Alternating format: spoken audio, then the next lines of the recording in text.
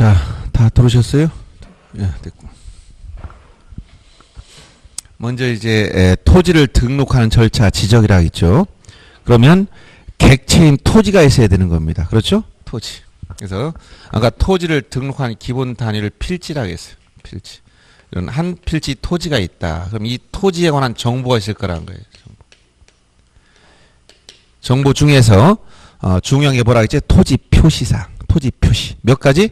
6가지. 그래서 이 토지 표시에 관련된 소재, 그 다음에 뭐 어떤 거? 지번, 그 다음에 지목, 경계, 좌표, 면적.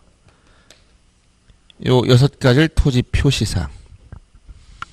요거를 등록을 해야 돼. 등록. 최초로 어디다 기록하는 거 뭐라고 했지? 등록.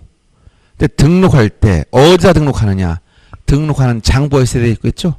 이게 바로 이제 지적 공부라고 하는 건데 지적에 관한 공적 장부다. 그래서 그 용어 중에서 8가지가 나와요. 지적 공부. 뭐 지금 그런 게 있다 알고 지적 공부. 즉 토지를 등록하는데 구체적으로 보면 어디다? 지적 공부에. 여기다가 뭐 한다? 이 토지 표시사항을 중심으로 여기다 뭐 한다? 이렇게 등록을 해주는 거예요. 등록. 그래서 최초로 나오는 게 토지 등록 절차가 나오는 거예요. 그러면 지적 공부 중 아까 여러분들 대장 얘기했잖아. 전형적인 대장. 대장만 있는 게 아니라 예를 들어서 그 대장. 토지 대장, 임야 대장, 뭐 이런 거. 대장. 지적도, 임야도. 많이 들어본 단어 같다겠죠? 그래서 지난번에 말씀드릴 때 어디 가면 시청, 구청 앞에 가면 지나가는 강아지도 입에 지적도를 물고 다니더라 이렇게 했죠. 그런 말들 생각나죠 조금씩. 그래서 이렇게 일반인들도 많이 들어본 용어가 나와요. 아 지적도, 임야도, 토지 대장 뭐 이런 말 들어본 것 같다. 이게 지적 공부야. 전부 다 묶어서 지적에 관련된 공적 장부다. 그래서 지적 공부. 지적을 공부하라는 얘기가 아니라 스터디하는 게 아니라 공적 장부. 이렇게 이해하면 돼. 지적에 관련된 공적 장부. 8가지가 있어요. 요 지적 공부에 토지를 뭐 한다? 이걸 등록을 해야 돼. 등록. 그중에 어떤 거? 이런 토지 표시. 이걸 중심으로. 요거만 있는 건 아니지만 토지 표시상을 중심으로 6가지. 그래서 아까 소재 별로 어렵지 않죠? 세종특별자치시 종촌동. 이때 동. 여러분들 그래서 요 2가지 요 지번이라는 것과 주소는 다르다고 지난번에 얘기해 줬죠? 네. 지번은 토지에 붙인 번호, 주소는 주민등록상 어디에 거주하고 있느냐? 누가? 사람이.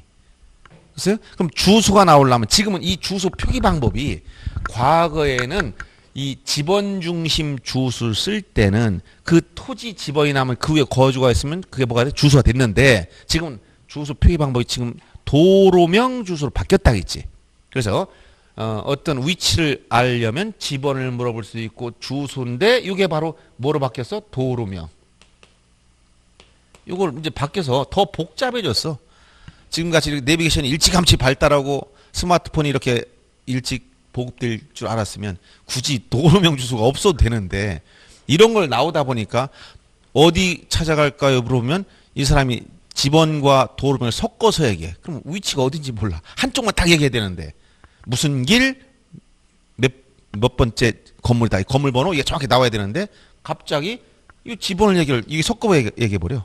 그럼 이게 혼란이 생겨 또. 요즘 볼 때. 그래서 지금 지적에서는 이 주소를 이건 안 돼. 뭐? 지번만. 토지에는 반드시 한 필지마다 번호가 하나씩 붙어 있어요. 이걸 뭐라고 한다? 지번. 토지에 붙인 번호야. 그러니까 여러분 도로명 주소가 나오려면 그 지상에 뭐가 있어야 된다고 했지? 건물이 있어야 된다고 얘기해 줬죠. 건물이 없으면 도로명 주소가 있다 없다? 없어. 지번만 있어. 알았어요? 그래서 전에 그런 비유도 설명해 줬어요. 부산에서 주차장 사업 하시던 분이 갑자기 사업자 등록이 없어져 버린 거. 왜? 거기다 컨테이너 놓고 주차장 사업을 거기다 과거에 이 지번 위에 컨테이너 건물 놓고 주차장 사업을 하면서 사업자 등록을 냈었는데 나중에 보니까 컨테이너는 등기하는 건물이 아니잖아. 그러니까 이게 건물이 없는 거예요. 그러니까 사업자가 없어져 버린 거예요. 못 찾는 거예요. 그게 주소가 없으니까. 이런 경우도 있었다는 거예요. 그래서 지금 이 주소는 이거는 이제 지제에 취급하지 않고 지번만, 요 지번. 토지에 붙인 번호다는 거예요. 그 다음에 이건 지목. 지목은 이게 이제 눈목자를 쓰는데 이게 눈이라는 얘기가 아니고, 에? 토지 눈이 아니야. 뭐냐면 토지를 주된 용도를 가지고 나눠. 이게 어떤 용도로 이용한 토지입니까? 라고 봤더니 이렇게 건물 지을 수 있는 땅이 그럼 지목이 대. 농사를 짓는데 바로 뭐냐? 벼, 미나리, 연, 왕골. 예를 들어서 벼를 재배한다. 그럼 뭐야? 물을 상시 이용해야 되지? 그래서 일정한 작물, 벼나 연, 미나리, 왕골 등을 주로 재배한다. 그럼 뭐라고 한다? 탑. 우리가 논이라고 하는 탑. 그 다음에 전. 물을 직접 이용하지 않고 일정한 곡물을 재배한다. 그럼 전. 뭐 과수를 집단 재배한다. 과수원. 그 다음에 어떤 가축을 사육한다. 그러면 목장용지. 이런 지목이 28가지 나눠진단 말이에요. 무엇에 따라서 이 토지 주된 용도. 주로 어떤 걸 이용하느냐. 예를 들어서 토지를 한 가지만 이용하지 않잖아요.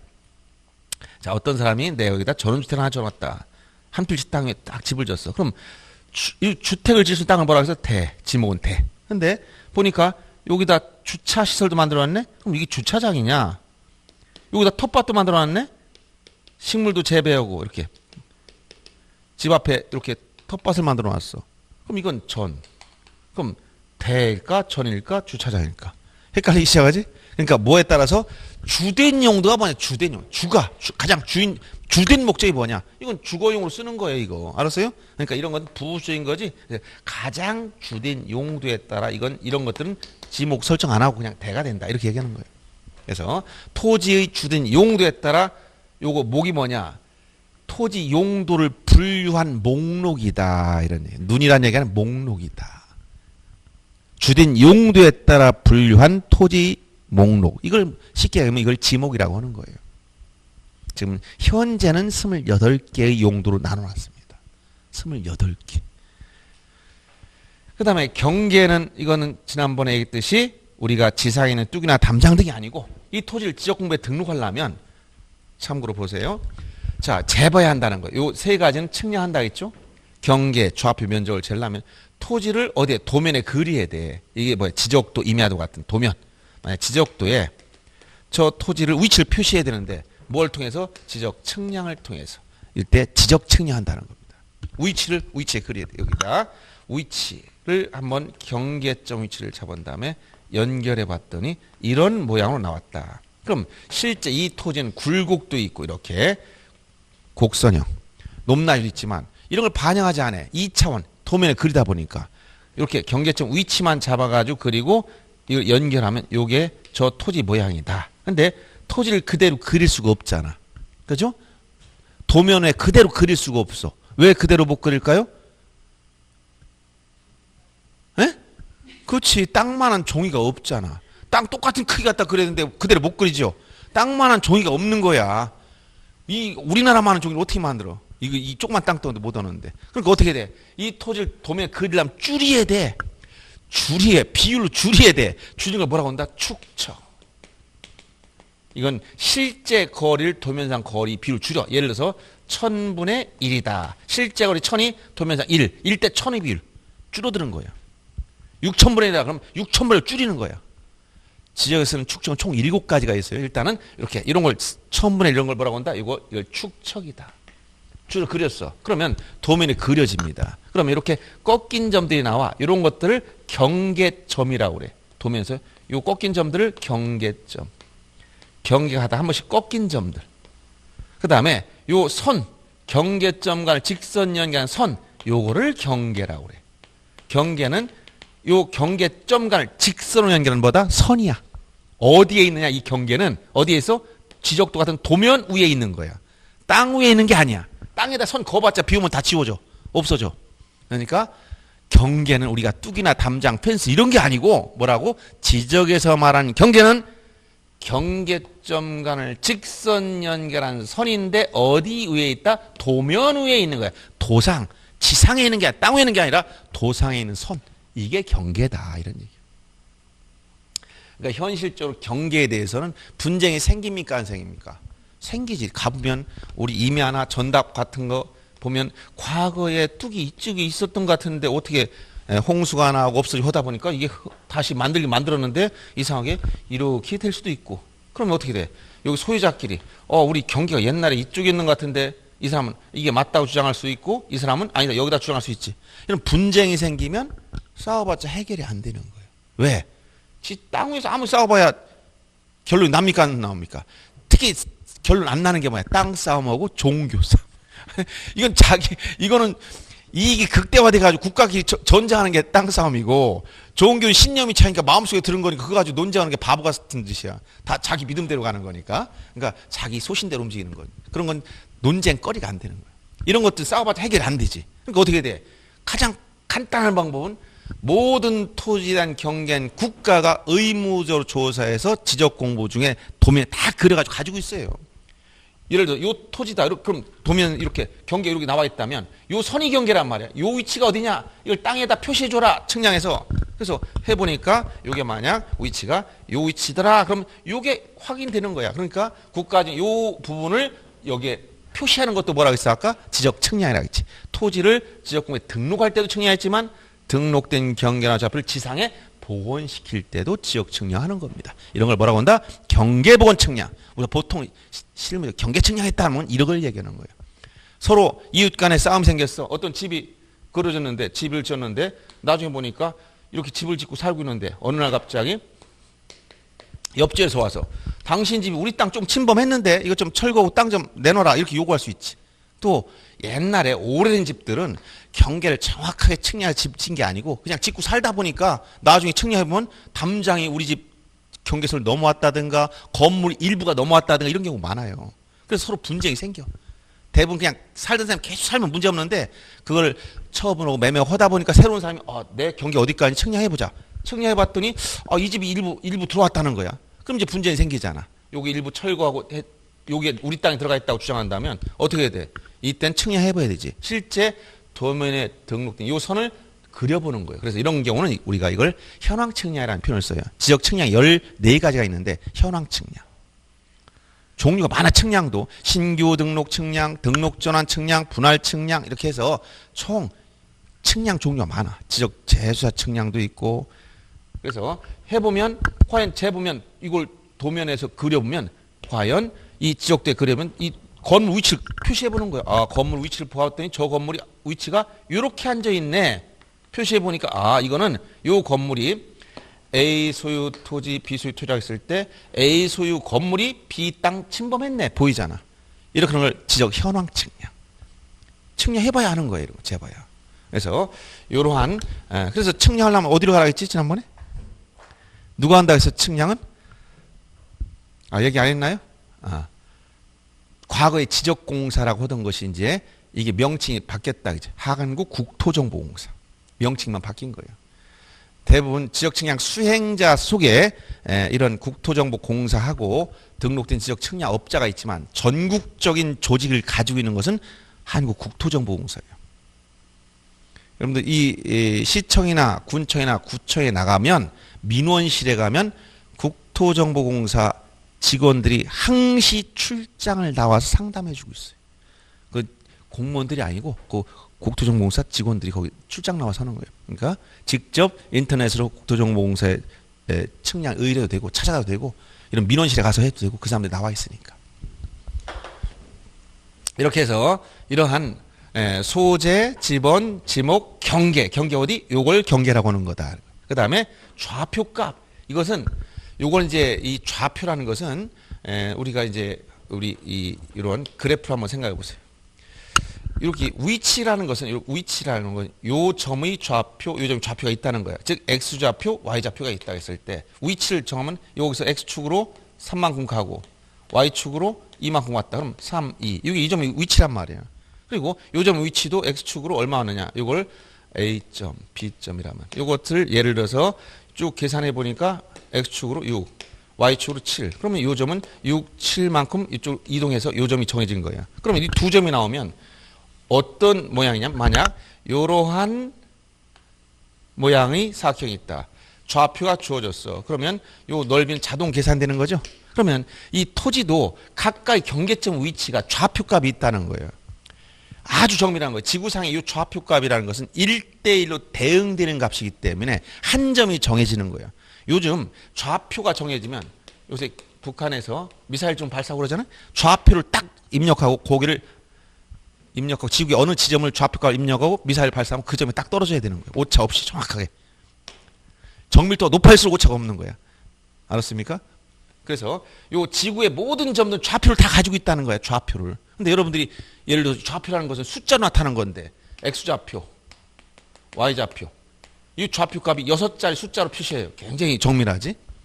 그러면 예를 들어서 내가 좌표를 오늘 6개 줄 테니까 오후에 강의 끝나고 세종시에 있는 좌표입니다. 위치를 찾아서 어느 위치인가 찾아보고 그 좌표를 연결한 전체 면적점 계산해서 다음에 강의할 때까지 찾아오세요. 찾을 수 있겠어 없겠어? 못 찾아. 1대1로 아주 정밀한 값인데 정밀을 해. 근데 일반인들이 보면 의미는 없어. 숫자의 데이터 나열에 불과해. 정밀한 거지만. 그래서 이런 것들은 측량 전문가들이 보는 거예요. 일반인이 볼 수는 없지만. 그래서 이 지적 공부 중에 경계점, 요 경계점을 좌표로 등록한 장부가 있습니다. 이게 경계점 좌표 등록부라는 거예요. 정밀도는 높은데 일반인들이 보긴 어려워요. 요 좌표값. 요것도 뭐에 들어간다? 좌표도 토지 표시상에 들어가 있다는 거예요. 토지 표시. 그 다음에 면적. 이건 넓이란 얘기인데 과거에 우리가 이제 이 토지 면적을 이렇게 쉽게 오늘날 우리가 쓴 말 썼지만 요게 과거에는 한자 쓸 때 이걸 지적이라고 했어. 지적. 여기 토지를 등록한 지적과는 다른 개념이에요. 우리가 토지를 등록한다라고 했을 때는 여기 토지를 등록한다라는 얘기는 한자 쓸 때 이렇게 써서 등록할 적자. 호적 볼 때 이런 적자를 썼는데 이거 지적이란 말이에요. 근데 한자 발음은 한글 발음은 똑같아. 과거에는 면적이 이렇게 이런 말 썼었어요. 그래서 판례를 보면 토지 지적을 보면 이 얘기는 토지 면적을 살펴보면 이런 얘기야. 이것은 토지 면적이라는 말 썼을 땐 이런 적자를 쓰는 겁니다. 우리 적분할 때 적자예요. 뭐 이렇게 해서 이 서로 다른 건데 한글 발음은 똑같잖아요. 지적, 여기도 지적, 길게 하는 거 똑같아요. 길이도. 그래서 우리가 과거에는 이 면적을 지적이라고 하다가 이거 혼동되잖아. 그냥 면적 이해하기 쉽잖아. 면적. 그러면 면적은 뭐냐? 면적은 뭐냐? 즉 이 토지가 실제는 만약에 현장에 가면 이 토지가 어떻게 생긴 거예요? 이렇게 안 생겼고 만약 어떤 토지가 굴곡이 있을 거 아닙니까? 이렇게 야산일 수도 있고 전답일 수도 있고 이렇게 굴곡이 있죠. 근데 실제 그려보면 이거밖에 안 나타나잖아. 그럼 면적은 현장에 가서 여기를 뭐 자로 재서 이 넓이 얼마 이걸 알 수가 없다는 거야. 알았어요? 여러분 면적은 땅에 가서 측정하는 게 아니야. 그 토지를 측량을 통해 지적공부에 등록하고 이 지적공부 안에서 이 안에 넓이를 계산하는 거야. 그래서 뭐라고 한다? 수평면의 넓이다. 즉 지표면이 아니라 뭐라고? 수평면. 수평면의 넓이. 어디서? 도면에서 산출하는 거야. 수평면의 넓이. 그러니까 여러분들이 예를 들어서 이런 거 한번 보세요. 어떤 분이 이렇게 야 여기 엄청난 임야가 있어. 근데 산이 이렇게 높아. 임야. 해발 800m 막 이렇게 높아. 그럼 이거 지표면 굉장히 넓잖아요. 엄청나게 넓이가 크지? 근데 어떤 사람 밑에 딱 여기가 같대. 여기 평평한 땅인데 여기서 여기까지. 얼마 안 되는 것 같아.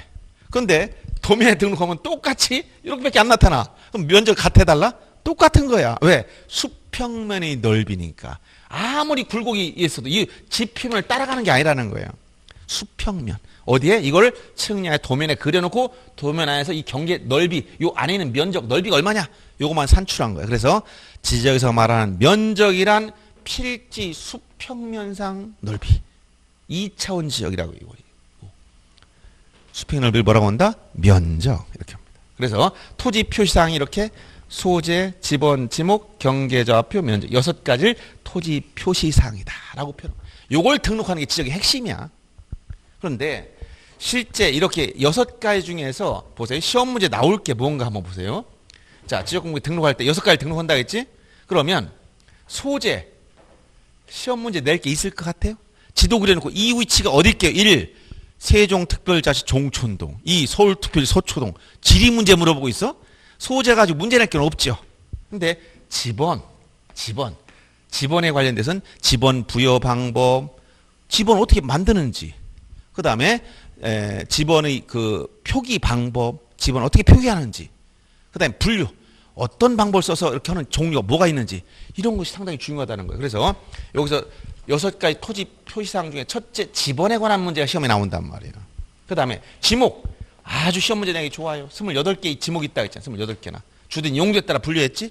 지목 설정의 원칙이 뭐냐. 28개 지목 중에서 뭐가 있냐면 이렇게 지목은 본문, 즉 조문에 본문이 있고 거기에 단서가 붙어있는 게 있어. 단서. 다만 이러이러하게 제외시켜라. 이런 단서가 붙어있는 게 있단 말이에요. 이런 건 다 시험 문제야. 그러니까 지목이 굉장히 많이 나온 거야, 시험 문제. 또 어려운 게 아니라 여러분들 그냥 파두는 거예요. 그 특징들만. 그래서 예를 들어서 지목에 관련돼서 여러분들 어딜 책을 잠깐 보시냐면 248페이지 한번 펴보세요. 그러면 지목이 28개 설명 쭉 하고 있죠. 거기 보면 전답, 과수원, 목장용지, 임야, 광천지 등 쭉 설명하고 있죠. 이게 쭉 나가서 어디까지 254페이지면 잡종지까지 28개의 지목이 있단 말입니다. 이렇게 지목이 있는데 시험에서 물어볼 때 예를 들어서 251페이지 주차장을 한번 보세요. 자, 주차장이란 지목이 있다는 거야. 알겠습니까? 그러면 그 밑엔 또 뭐가 있어? 주유소 용지란 지목도 있지. 그럼 지목이 주차장 용지라고 하면 안 됩니까? 안 된다는 거야. 지목 법정주에 따라 딱 쓰는 것만 써야 돼. 난 주유소라고 하고 싶은데 그런 지목은 없어. 주유소 용지는 있지만 주유소는 없어. 알았어요? 그러니까 28개 지목이 나왔을 때 지목이 무엇이 있는지는 알아야 되는 거야. 어느 정도 암기까지라는 건 아니어도 골라낼 정도의 안목은 있어야 돼. 다음 중 지적에서 규정한 지목이 아닌 걸 찾아라 했는데 보니까 이렇게 만약 주유소라고 나와서 그런 건 없어. 근데 이거 말고도 출제에 매년 창조를 해.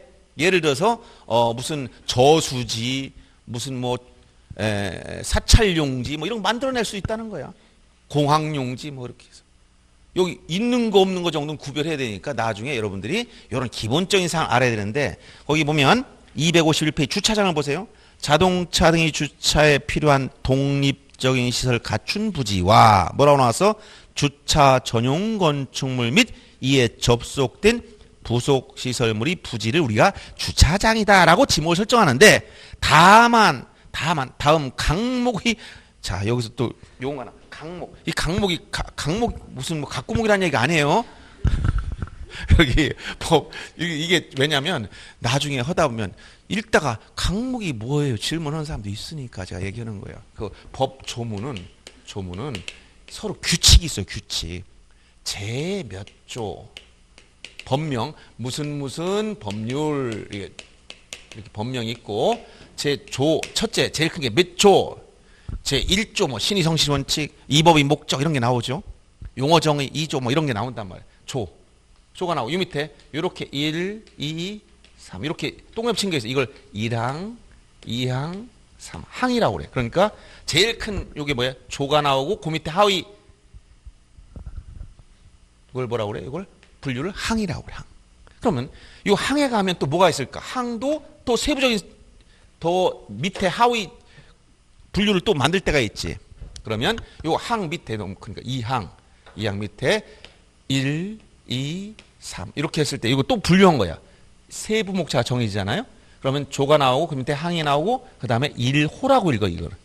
이건 우리가 두 번째 항이라고 읽었고 실제 법조에 이렇게만 나왔어. 이렇게만. 그럼 1호 그 다음에 2호 3호 이렇게 호가 나오는 거야. 그러면 호 밑에 또 세분하게 또 나와. 그럼 이게 뭐냐? 이게 목이야. 여기서 뭐라고 나오냐면 가목, 나목, 다목 이렇게 나왔을 때 가나다로 나오면 이걸 뭐라고 한다? 목이라고 읽어요.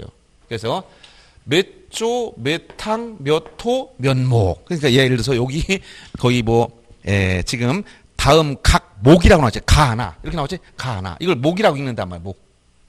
분류 목차 순서가 하위로 내려갈수록 조, 항, 그 다음에 호, 목으로 가는 거예요.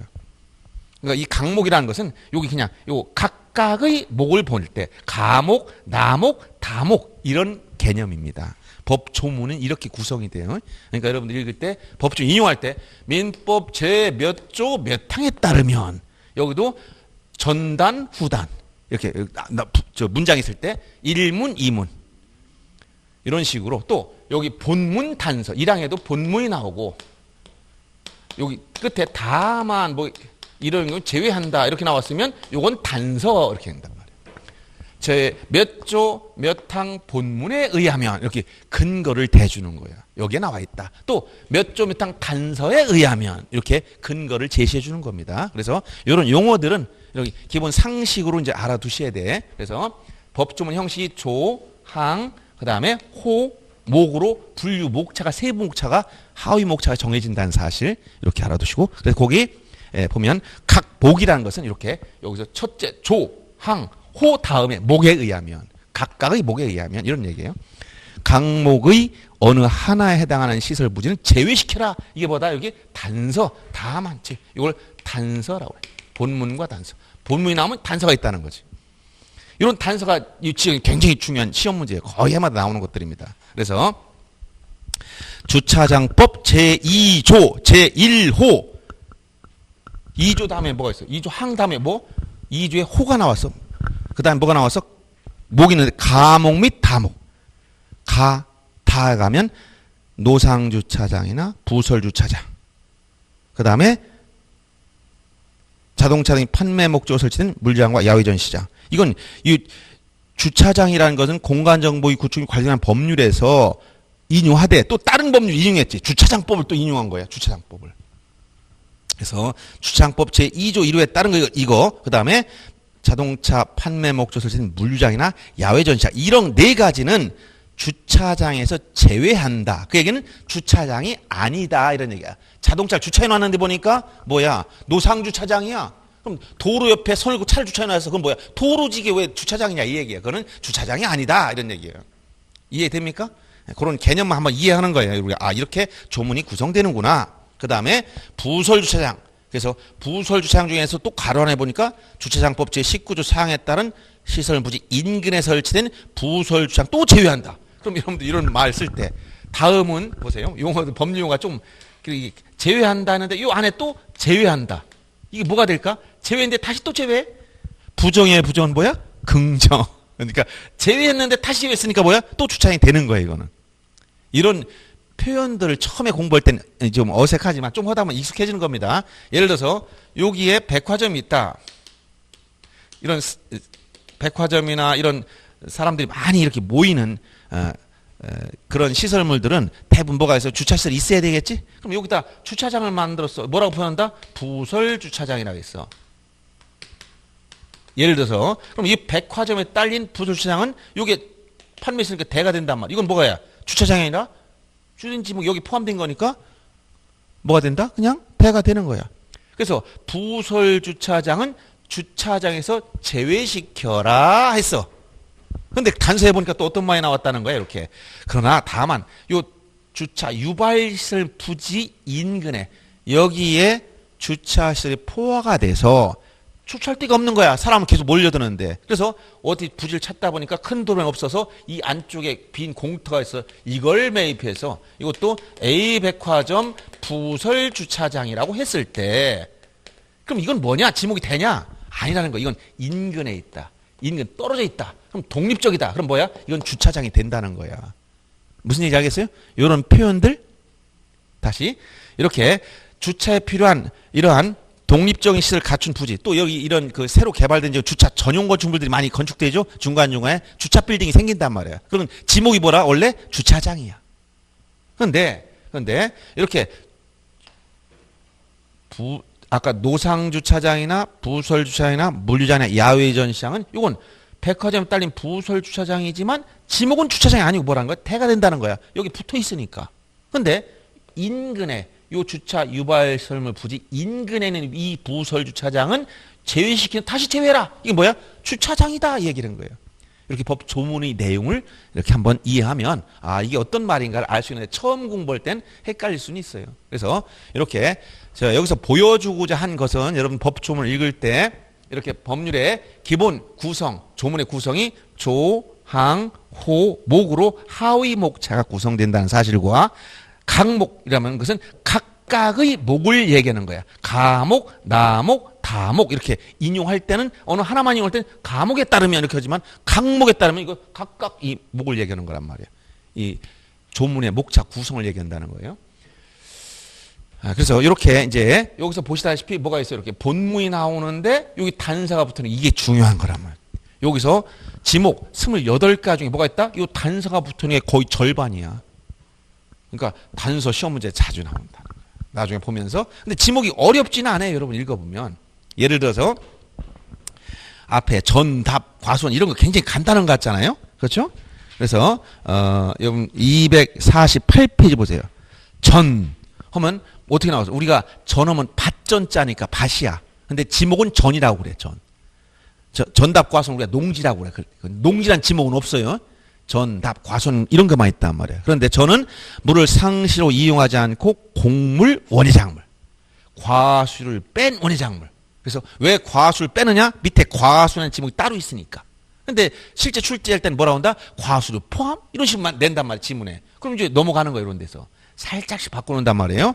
그 다음에 약초, 뽕나무, 당나무, 묘목, 관상수 등의 식물을 주로 재배하는 토지와 식용을 위해서 죽순을 재배하는 토지는 전으로 한다. 이렇게 규정되어 있다는 거예요. 그럼 이런 것도 문제 낼 때 식용 목적 죽순 재배지가 전이구나. 이렇게 아는데 또 거기 보면 약초, 뽕나무, 당나무 있는데 거기 뽕나무가 전이 뽕나무를 재배하면 전이구나. 근데 어떤 사람은 뽕나무는 과수류 아니냐. 뽕나무가 잔뜩 재배됐어. 과수는 뭐예요? 과수류. 과수는 과수. 나무에서 과일이 열려야 돼. 그럼 나무에서 과일이 열리는 게 예실 그 밑에 보면 이런 게 나오잖아요. 예를 들어서 사과, 배, 밤, 호두, 귤나무 같은 과수류라고 예시를 들었어. 그럼 여기 있는 건 예시잖아. 여기 없는 거 포도나무를 재배해봤어. 집단적으로. 그럼 뭐야? 과수원이지. 과수류를 집단 재배했으니까. 그러면 뽕나무는 과일이 없느냐? 어떤 사람 또 있다고 그러고 어떤 사람 없다고 그래. 뽕나무 어디가 열렸다. 어디도 과일이냐? 출제하는 사람 그 당시 종을 만들 때는 그걸 과일로 취급하지 않았던 거예요. 뽕나무 주된 목적. 요즘에 와서 뭐 다른 뽕나무가 여러 가지 기능이 있어서 좋은 활용을 많이 하지만 과거에는 어떤 잎사귀를 가지고 누에나 이런 걸 우리 사육하는 그런 용도로만 썼기 때문에 이 당시는 그냥 전이라고 했던 거예요. 그래서 이런 용어들을 좀 자꾸 읽다 보면 이게 어려워서 그런 게 아니라 이건 단순해 그냥 자꾸 읽어보면 되는 거야. 전에 어떤 작물을 재배한다. 여기 들어가 있는가? 답에 어떤 작물이 들어가 있는가? 또 단서가 무엇인가? 이런 걸 공부하면 됩니다. 나중에 여러분들 구체적으로 들어갔을 때 이렇게 지목 공부할 때 28개 그중에서 뭐가 있다? 단서가 붙어있는 게 거의 절반이나 되더라. 그래서 단선 태분 뒤에 다만 이런 경우 제외한다. 이런 말이 붙어있단 말이에요. 그래서 이런 내용을 이제 공부할 것이고요. 그 다음에 경계에 대해서도 이게 이제 아까 경계점과 직선이나 선이라고 했죠? 근데 이게 경계에 대해서 원칙과 여러 가지 기준이 많이 나오는데 예를 들어서 아까 경계란 경계점 간을 직선 연결한 선이고 이건 어디에 있다고 해서 도면위에 있다 했잖아. 도면위. 그렇죠? 그러면 경계라는 것도 경계에 대한 일반 원칙이 어떻게 되냐 여러 가지가 있을 수 있고 만약 실제는 이게 만약에 이렇게 평평한 땅이다. 그럼 A 소유 토지와 B 소유 토지 보니까 현재 감옥에 뚝이나 담이 있어. 그럼 이때 경계는 즉 이 지상에서의 경계는 중요한 게 아닌데 기점은 여기를 측량해서 어디다 그려야 돼? 도면에 그려야 되잖아. 그러면 경계한 도면상에는 선이 경계인데 이것만 논하다 보면 실제 지상 경계는 어디냐? 이게 문제되는 거예요. 이렇게 저 두 토지 경계는 요 선이 어디냐? 어느 점 이렇게 평평한 토지냐 아니면 이렇게 이렇게 경사가 졌느냐 아니면 토지를 절개했느냐에 따라서 어떤 점을 기점으로 해야 되느냐 이런 것들은 이제 알아야 된다는 거예요. 지상 경계, 이 땅 위의 경계 기점 여기 어딜 중심으로 해서 이렇게 평평한 땅이라면 가운데다 중앙 이렇게 경사 이렇게 높낮이가 있다 그러면 요 경사면에 있을 때는 경사면의 아래쪽이다 이런 기준이 나온다는 거예요. 이런 것들은 이제 공부해야 되는 거예요, 이게. 알았어요? 그래서 이 경계에 관련된 내용들. 근데 좌표는 아까 여러분들이 봐도 찾을 수 없다 했잖아. 그래서 경계점 좌표 등록사항이라는 것만 알면 되는 거지 이걸 따로 공부할 필요는 없어요. 그 다음에 면적도 여러분 이제 넓이를 물어보면 몇 평이냐 물어보지. 근데 이 평이라는 건 척관법성 용어는 공식적으로 안 쓰는 거예요. 그러나 실제 사람들 전부 다 개념이 몇 평 정도 이렇게 생각하고 있어요. 공식적으로는 제곱미터, 평방미터를 쓰지만 여러분들 이제 토지 이용 계획 확인이나 토지대장 같은 데 보면 전부 다 이 면적은 이제 제곱미터를 써요. 평이란 말 안 쓰지만. 그래서 이게 종래 넓이를 계산하는 게 이 척관법상 용어가 한자, 두자 뭐 이렇게 해가지고 재가지고 넓이가 한 평이다라고 했을 땐 사방 이렇게 계산할 때 그 넓이를 얘기하는 건데 이게 이제 구체적으로 이걸 계산해 보니까 이게 사방 11자의 넓이가 요게 한 평을 구성하더라. 그래서 요걸 계산해 보니까 면적이 얼마가 나오는데 이때 그래서 제곱미터를 평으로 환산하거나 이렇게 할 때 어떤 계수를 써야 되느냐 이런 것들은 이제 기본적으로 다 알고 있는 거예요, 여러분들. 근데 그것도 여러분들 조금 알긴 알아야 된다는 건데 그 계산 문제는 나오지 않습니다. 거기까지는. 다만 면제 관련된 것은 면적 결정 방법만 주로 공부하는 거예요. 그래서 이 책에서는 경계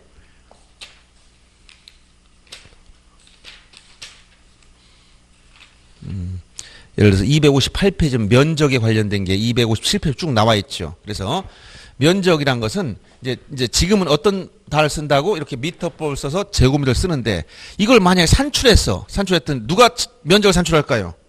지적 측량 수행자, 즉 기술자들이 측량하겠지? 그러면 요 토지 면적을 계산해 봤더니 만약 384.531이 나왔다. 그러면 이거를 토지대장에 등록할 때는 어디까지 어떤 사람은 자세히 소수 10자짜리까지 어떤 사람은 그냥 1자리까지만 왔다 갔다 하면 헷갈린단 말이야. 그래서 지금 이제 이 면적을 등록할 때 자릿수 결정 방법을 물어보는 거예요. 면적 결정이라는 것은 계산하라는 문제는 자릿수를 결정하라는 거야. 알았어요?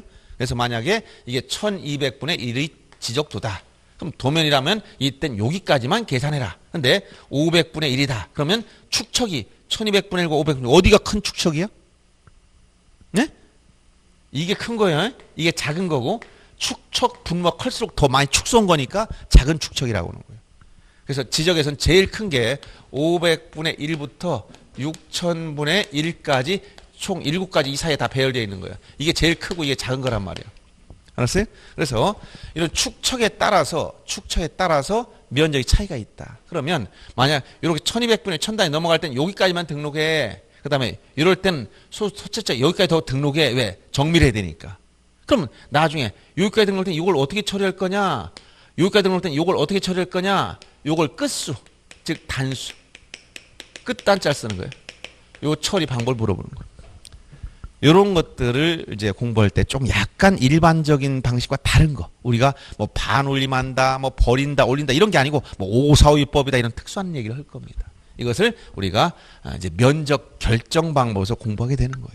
알겠습니까? 그렇다고 여러분 면적을 계산해라 이런 게 아니야. 그냥 주고 결정해봐 이런 얘기야. 그러니까 여러분들 이 원리만 터득하면 아 이렇게 하는 거구나.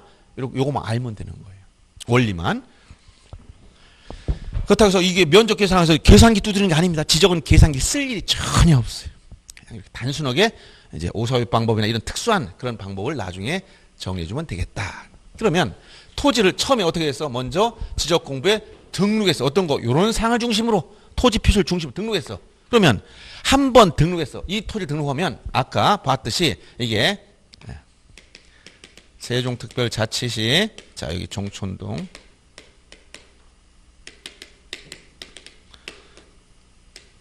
이런 토지를 등록해 놨다면 이 토지 표시엔 변동이 없을까요?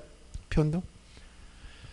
어떤 사람은 지목을 바꿀 수도 있고 어떤 사람은 토지를 자를 수도 있고 여러 가지 있지. 합칠 수도 있고 이런 변화가 생길 수 있겠죠. 그래서 토지를 등록했다고 해서 그게 끝나는 게 아니라는 거야. 변화가 계속 생긴다는 거야. 이 변화를 아까 쓴 용어 중에 뭐라고 하냐면 등록했다고 해서 끝나는 게 아니다. 변동이 생긴다는 거야. 이걸 뭐라고 한다? 토지 이동이라고 했지. 자, 뭐라고? 토지 이동. 요 용어는 일상적 용어가 아니라고 했습니다. 이동 지석에서만 쓰는 고유한 용어입니다. 그래서 어떤 걸 이사 간다 이렇게 움직인다는 얘기가 아니고 그냥 이런 특수한 그 다음에 표현을 쓰는 거예요. 토지 이동이다. 그리고 이 이동이라고 했을 때도 뭐 요거 동자를 뭐 이렇게 움직인다 이런 말 쓰는 거지만 이동점 할 때는 이게 이제 같은 점 다른 점 서로 다른 용어들이에요. 그래서 토지 이동이라는 표현은 지적에서는 고유한 용어이기 때문에 아까 용어 중에 얘기했던 대로 토지 표시를 새로이 정하거나 변경하거나 말소하는 거. 이걸 토지 이동이라고 하는 거예요. 그 사유가 많다는 거예요. 어떤 거? 6가지를 새로 정하거나 변경하거나 말소하는 사유는 토지를 잘랐다 그럼 면적이 줄어들어. 경계도 바뀌고 토지 이동에 들어가는 거예요. 또 합쳐. 지목을 바꿔. 지목 여기 있지? 변경시키잖아요. 이런 이동 사유가 많아. 개념은 그런데 그래서 나중에 이동에 들어가면 자 여러분들 교재를 어딜 잠깐 보시냐면 이제 쭉 넘어 등록하고 나서 등록상 이런 것들은 다 공부할 거고 지적 공부에 넘어가면 그 다음에 넘어가서 보세요. 어디쯤 가면 나오냐면 토지 이동이라는 부분이 나와요. 자 307페이지 정도 보세요. 여기서 나오는 건 뭐냐? 일단 한번 먼저 등록했다. 그럼 이거 끝난 게 아니라는 거예요. 이 변화가 있다는 거예요. 변화가. 고정됐다면 지적 공무원들 다 집으로 보내야 되는 거야. 다 등록 끝났으니까 당신들은 할 일이 없네요. 집에 가세요. 그럼 끝나는데 자 아까 소관청, 시장군, 수청장 이걸 관리하고 있는데 가보면 뭐가 있어? 또 담당 공무원들 있잖아. 지적 공무원들이 맨날 앉아서 일하고 있어. 뭐 하나 봤더니 또 일을 하고 있는 거야. 어떤 일? 어떤 사람은 잘라달라, 합쳐달라, 지목을 바꿔달라. 이러한 각종의 토지 표시의 변동이 끊임없이 생긴다는 거예요. 이걸 다 묶어서 뭐라고 한다? 토지 이동. 아까 용어를 뭐라 했지? 토지 표시를. 이거를 새로이 정하거나 변경하거나 말소하는 것. 이걸 뭐라고 한다? 토지 이동이라고 했어요. 그러면 구체적으로 이동 사유를 들어가 보면 여기에 일반 강학상 분류한 거 이건 일반적 이동 사유가 있고 특수한 이동 사유로 우리가 사유를 정리할 수가 있어요. 일반적 이동 사유는 이건 신청 의무가 부여된 거. 의무. 1차적으로 소유자한테 너 빨리 신청 며칠 내에 신청해라 라고 의무를 부과하는 거야. 6가지의 이동 사유를 나중에 공부할 겁니다. 그래서 요 큰 제목만 한번 보시면 되는데 자 우선 308페이지부터 보시면 거기 보면 신규 등록 이런 말이 나오지? 이 제목만 보세요. 지금 입문 과정이니까. 그 다음에 310페이지 보시면 뭐라고 나와? 등록 전환 이런 표현이 나오지? 그 다음에 312페이지 보면 뭐가 나와요? 토지 분할. 313페이지 토지 합병 이런 말이 나오지? 합병. 그 다음에 쭉 넘어가면 316페이지 뭐가 나와? 지목 변경 이런 말이 나오죠? 그 다음에 318페이지 가면 등록 말소 이런 말이 나와요. 이 6가지를 뭐라고 한다? 일반적 이동 사유. 뭐가 있다고? 신청 의무가 주어지는 거예요. 의무. 토지 소유한테 의무 부과해버려. 물론 이행을 안 해도 제재는 없어요. 과태료는. 왜 그러냐면 토지 등록하면 누가 해야 될 일이라 해서 원래 국가가 해야 될 일이야. 근데 소유자한테 너들 며칠 내에 분할 신청해, 합병 신청해, 또는 뭐 지목병 신청해 라고 의무를 부과했다고 해서 안 했다고 해서 넌 과태료 얼마나 이렇게 못 한다는 거야. 1차적으로 의무를 부과시키고 있어. 그런데 의무를 부과할 때 좀 아까 봤듯이 자 보세요. 신규 등록, 등록 전환, 토지 분할, 합병, 지목 변경, 등록 말소 이런 걸 일반적 이동 사유 의무를 부과한다는 의무. 신청해라. 그러면 의무는 일반적으로는 전부 다 소유자들한테 좋은 게 대부분이야. 자, 신규 등록한다. 내가 국가로부터 자, 신규 등록한다는 것은 없던 땅이 생긴 거지. 어떻게 해서? 하늘에 떨어진 게 아니고 바다를 막아서. 이걸 이제 법적으로 공유 수면을 매립했다고 그래요. 매립하려면 무단으로 매립하면 불법행위가 돼서 나중에 원상복구해야 됩니다. 국가 매립 면허를 받아 돈도 다 내야 되는 거야. 공사를 시행해. 그러면 바다를 서해안을 간척 쌓아서 바다를 막았다. 그럼 없던 땅이 생겼죠. 그러면 그때 뭐 한다? 신규 등록을 해야 돼. 매립 준공이 떨어지면 그때부터 신규 등록해야 돼. 소유자 등록할 땅이 생기면 좋을까 나쁠까? 없던 땅이 생기면 기분 좋잖아 일단은. 그렇죠? 그러니까 의무를 부과할 때 일반적으로 좋은 것들은 다 60일을 의무를 주고 있어. 등록 전환. 아까 등록 전환 개념이 뭐라 했어요? 임토. 임야대장, 임야도에 등록된 토지를 어디로? 토지대장 지적도로 옮기 등록한다 했잖아. 그럼 내 땅이 임야에서 야산. 야산인데 아파트 부지로 개발해버렸어. 땅값이 올라갔어 안 올라가서? 엄청나게 올라가는 거야. 등록 전환 시키면 좋아요 나빠요? 좋아지는 거야 당한테. 그러니까 등록 전환 사유가 생기면 역시 60일에 신청하라 이런 게 의무가 나온단 말이야. 그런데 이 분할 합병은 원래는 누구 마음이냐? 토지를 합치고 자르는 누가 마음대로 하는 거야? 소유자가 알아서 하는 거지. 국가 너 이거 잘라라. 의무 부과하면 소유자 괴로워서 못 살아 그래. 왜? 아니 계속 자르래요? 얼만큼? 계속 자르고 있으래? 말이 안 되잖아. 그러니까 합치는 것도 누구 마음? 소유자 마음이지. 근데 그래서 이 분할과 합병은 원칙적인 거는 소유자 임의 신청. 하고 싶으면 해라 이런 얘기야. 그러나 의무가 있는 게 이럴 땐 반드시 분할 신청해. 이럴 땐 반드시 합병 신청해. 이런 게 있어요. 근데 이것도 누구를 위해서? 소유자한테 다 좋은 거야. 보통 토지를 자른 사람들은 이용도가 증가해서 자르는 거야. 너무 커서 분할해서 조그맣게 활용하고 잘라 팔고 개발하고 이러려고 자르는 거야. 합치는 것도 소유자 일반적으로 편리해서 하는 거야. 근데 합병은 대부분 이거는 소유자도 편하지만 그걸 토지를 관리하는 관리관청이 더 편의를 위해서 의무를 부과한 게 많아요. 그래서 여기 이것도 의무가 있는 건 60일에 신청해야 돼요. 이렇게 60일 의무가. 지목 변경도 여러분들 지목이 보세요. 28가지가 있다 했지. 아까 뭐 전이니 답이니 과수원이니 쭉 있어요. 임야니 목장용진 이런 게 쭉 있단 말이야. 마지막 잡종지까지. 그러면 지목이 28가지 지목이 있을 때 자, 여러분 지목 변경을 신청한다면 여러분들은 예를 들어서 제일 28가지 지목 중에서 제일 가치가 있는 지목이 뭘 것 같아? 예?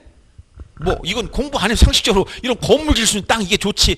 저쪽 어디 뭐 계룡산 꼭대기 산 꼭대기 있는 그 임야 똑같은 넓이를 면적을 준다고 했을 때 여러분 그 땅을 갖겠어? 이 세종시 한복판에 있는 상업지역 내에 있는 똑같은 면적을 갖겠어? 요게 이걸 갖겠지. 왜? 그만큼 토지 이용 가치가 높아지고 이용 가치가 높다는 가격이 높다는 거예요. 가격은 토지 표시 안 들어갔지만 현실적으로 중요한 거예요. 토지 가격은 정해진 바가 없습니다. 왜? 거래한 가격은 수요 공급 원리에 따라 움직이니까 개별 공시지가 이런 것은 정해지지만 실제 거래한 가격은 정해진 바가 없어요. 그러면 여러분들이 지목을 바꾸자고 할 때 나는 이 대가 지겨워. 난 이걸 잡종지로 바꿔줘. 이런 사람 있을까? 아니야. 이런 잡종지 이렇게 가고 전답을 대로 바꿔. 이런 건 있지만 대 이것 때문에 내가 고생했으니까 대 싫어. 국어나 또랑이나 뭐 이런 거 바꿔줘. 유지로 바꿔줘. 이런 건 없잖아요. 묘지로 바꿔줘. 나 대다 묘지로 만들고 싶어. 이런 사람은 없어요. 전부 다 이용 가치가 좋은 쪽으로 가는 거죠. 조금은 더 이용 가치가 높은 쪽으로. 이거를 좀 더 이용 가치가 높은 대로 바꿔달라.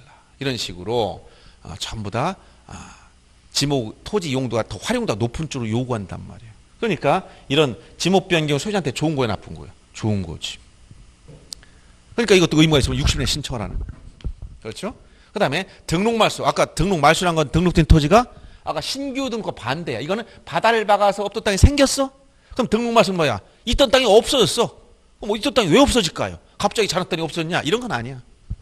우리나라가 일본처럼 막 지진이 일어나고 땅이 푹 꺼지고 막 이런 게 없으니까 우리나라는 기본적으로 등록 말소한다는 건 뭐야? 오랜 기간 바닷가에 가면 뭐가 나와? 해수면 상승과 조금 저하도 있고 또 침식 작용을 통해서 해안면이 자꾸 아껴 들어갈 수가 있어. 이게 한 100년쯤 지나면 100년 전의 해안성은 다를 수가 있단 말이에요. 그러면 없던 땅이 바다 밑으로 들어갈 수가 있다는 거지. 그러면 실제 현상은 면적 지적 공부인 이 토지 대장의 임야 대장의 면적을 보니까 5,000제곱미터야. 근데 현재 가 보니까 그 중에서 절반이 바다 밑으로 다 깎아 들어갔네. 그럼 사실관계 안 맞잖아요. 그럼 어떻게 돼? 그 바다 밑으로 들어간 부분을 다 없애야 된다는 거예요. 얼만큼이 들어갔는지. 그러면 등록 말소되면 자기 땅이 바다로 들어갔어. 토지 소유자한테 좋아요 나빠요? 이거는 소유자한테 굉장히 억울한 거야. 누가 보상도 아니죠. 바다한테 너 보상해줘 바다 했더니 바다가 뭐야? 아무 대답이 없네. 그냥 출렁대고 있어. 그럼 국가가 알아서 국가도 그 관여 안 해. 그거는 알았어요? 우리의 영토는 이 토지도 있지만 영토 영의 영공이 있어. 우리나라 주권이 미치는 영역은. 그런데 바다도 우리나라 주권이 미치지만 그렇다고 해서 바다로 땅이 침식돼 들어갔다 해서 바다한테 보상을 요구했더니 바다는 아무 대답이 없고. 그렇다고 국가가 내가 그러면 해줄게 이러지도 않는단 말이야. 그러면 누가 피해를 보는 거야? 자연적인 이런 자연재해에 대해서는 이거에 대해서는 어떻게 할 수 있는 방법이 없어. 소유자가 그 피해를 감수해야 돼요. 알았어요? 지금 요새 뭐 태풍이나 이런 거 농작물에 대해서 이런 것도 이제 보험으로 커버하는 이런 영역이 생기지만 일단은 이 토지가 바다로 들어간 거에 대해서는 누구도 해줄 수 없네. 그럼 누가 제일 괴로운 거야? 소유자가 제일 괴로운 거지. 그렇죠? 그래서 이건 의무도 이거 부과해. 그렇지만 이거는 의무 기간이 좀 다르게 규정했다는 거예요. 나머지는 다 60일 했지만 요거는 소유자 좀 억울하잖아요. 자기 땅에 절반이 바다로 들어갔다. 그러면 여러분한테 시장, 군수청장, 즉 지자체에서 연락이 왔어. 당신 땅 조사해보니 항공 촬영 결과 절반이 바다로 들어갔습니다. 며칠까지 와서 등록 말소 신청하세요. 라고 통지가 날라왔다고 보세요. 가정을 해봅니다. 기분이 좋아요, 나빠요? 아주 기분이 보통 나쁜 게 아니지. 내 땅이 반이나 없어졌는데 돈을 환산도 엄청나게 피해가 크고 아무도 보상도 안 해주고 공부하려고 왔다가 공부하고 싶은 생각이 다 없어지잖아. 그러니까 그런 통지를 받으면 굉장히 우울한 거야. 그러니까 이런 거는 이제 60일 의무를 주면 안 돼요. 금방 지나가잖아요. 60일. 한 달 동안 더 주는 거예요. 한 달 동안 술 마시고 좀 마음 좀 가라앉히고 90일이냐 이렇게 규정한단 말이야. 그래서 이렇게 이런 거 다 이게 다 올해도 시험 문제야. 등록 말씀만 90일인데 이걸 60일 신청해라 이러면 안 되는 거예요. 억울하니까 술 좀 마시고 좀 마음 좀 진정하고 했더니 한 달 지나갔어. 금방 지나가네 또. 근데 또 그래서 이건 여기다 플러스 30일 90일을 준 거예요. 이렇게 이런 걸 뭐라고 한다? 일반적인 이동 사유라고 해서 의무가 부과된 건데 6가지가 있다는 거예요. 그 다음에 특수한 이동 사유로서 이제 또 언급하는 게 이제 3가지 정도가 나와요. 나중에 공부할 겁니다. 이 중에 제일 복잡한 게 축척 변경이야, 사실. 여러분, 축척 변경은 319페이지 나와 있듯이 아까 용어정에서 뭐라고 했어요? 지적도에서 경계점이 정밀도를 높일 목적으로 작은 축척을 큰 축척으로 바꾼다 했죠. 그럼 이게 어떤 한 필지 축척을 바꾸는 게 아니야, 이거는. 일정 지역 전체를 다 바꿔. 종촌동. 여기 최근에 층했으니까 별 문제가 없지. 예를 들어서 오래된 구도심, 뭐 대전광역시 서구 둔산동이다 보니까 아주 오랫동안 구도심은 이게 일제 시대부터 뭐 이렇게 등록되던 땅이다. 그러면 과거에 1200분의 1 축척 등록했더니 오늘날 토지 이용 가치가 너무 증가하다 보니까 그 축척 가지고는 이걸 반영을 못하는 거야. 좀 더 자세하게 만들고 싶어. 그럼 이 둔산동 전체를 다 축척을 500분을 확대시키고 싶다. 그럼 축척 변경해야 되는 거야. 그러니까 이건 그 토지 소유자 거기 10만 명이야. 그럼 10만 명들 동의를 몇 명까지 받아야 되느냐, 절차는 어떻게 해야 되느냐, 제일 복잡하잖아. 그래서 지적에서는 요 축척 변경 절차만 조금 복잡을 해. 그래도 뭐보다 낫다? 공법에서 얘기하는 절차보다 훨씬 수월하다는 거예요. 부동산 공법 시간에 배우는 거 이거보다 훨씬 수월해. 걱정하지 않아도 된다는 거야. 그래서 요 축척 변경, 여기는 뭐가 있어? 특수한 이동사니까 의무는 없어. 이거는 의무가 없어. 여기는 의무가 있는데 여기는 의무가 없어. 이런 축척 변경이라는 게 있어요. 절차가 좀 복잡한 게 있고, 그 다음에 등록상 정정. 등록상 정정이라는 것은 여러분 책에서는 쭉 보면은 축척 변경이 진짜 복잡하게 나오잖아요. 그리고 책에서는 도시개발 사업 시행 특례에 섞어서 나와서 지적 정리 파트에 들어갔을 겁니다. 예를 들어서 339페이지 보세요. 거기 보면 등록상 정정이라는 말이 나오지? 그럼 여러분 정정 지적 공부에 여기서 자 지적 공부에 등록된 사항 요것이 자 정정을 한다는 건 뭐야? 정정. 사실과 맞지 않아 고치는 걸 정정이라고 그래. 그러면 만약 지적 공부의 면적이 500제곱미터로 됐는데 실제는 550이야. 그럼 이거를 이렇게 고쳐달라. 이거 뭐야? 정정.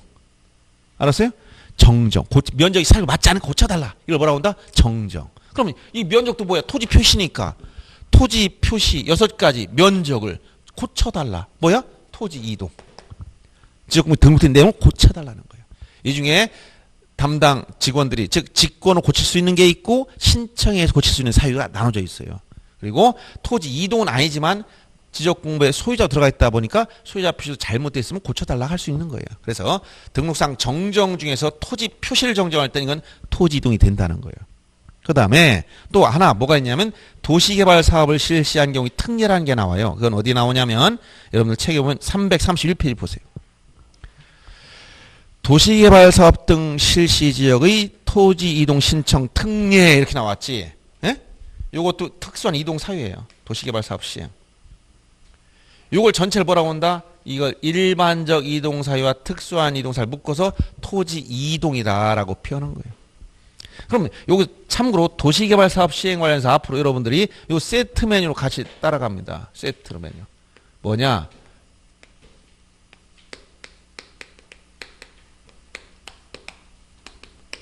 요 등 속에 한 30여 가지 사업이 있어요. 그냥 묶어서 그냥 도시개발 사업 등 이렇게 표현해.